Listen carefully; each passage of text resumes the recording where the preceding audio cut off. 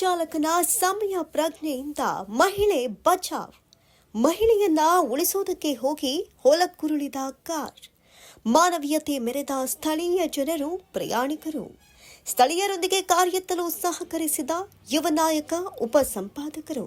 ಹೌದು, ಹುನಗುಂದ ತಾಲೂಕಿನ ಬೆಳಗಾವಿ ರಾಯಚೂರು ರಾಜ್ಯ ಹೆದ್ದಾರಿಯಲ್ಲಿ ಅಮೀನಗಡ ಪೊಲೀಸ್ ಠಾಣಾ ವ್ಯಾಪ್ತಿಯಲ್ಲಿ ಬರುವ ರಕ್ಕಸಗಿ ಸಮೀಪ ಕಾರ್ ಚಾಲಕನ ಸಮಯ ಪ್ರಜ್ಞೆಯಿಂದ ಮಹಿಳೆಯ ಜೀವ ಉಳಿದಿದೆ.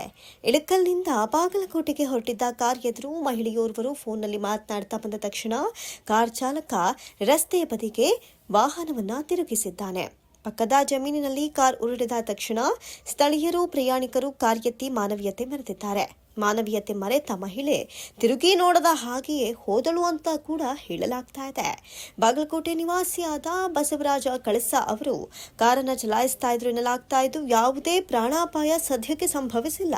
ಇನ್ನು ಇದೇ ಸಂದರ್ಭದಲ್ಲಿ ತುರ್ತು ಕೆಲಸದ ಮೇಲೆ ಇಳಕಲ್ನಲ್ಲಿ ಅಧಿಕಾರಿಯೋರ್ವರಿಗೆ ಭೇಟಿಯಾಗಲು ಹೋಗ್ತಾ ಇದ್ದ ನಮ್ಮ ಯುವ ನಾಯಕ, ನ್ಯೂಸ್ ಉಪಸಂಪಾದಕರು ಸ್ಥಳೀಯರೊಂದಿಗೆ ಕಾರ್ ಎತ್ತುವುದಕ್ಕೆ ಕೈ ಜೋಡಿಸಿ ಮಾನವೀಯತೆಗೆ ಮೊದಲ ಆದ್ಯತೆಯನ್ನ ನೀಡಿದ್ದಾರೆ.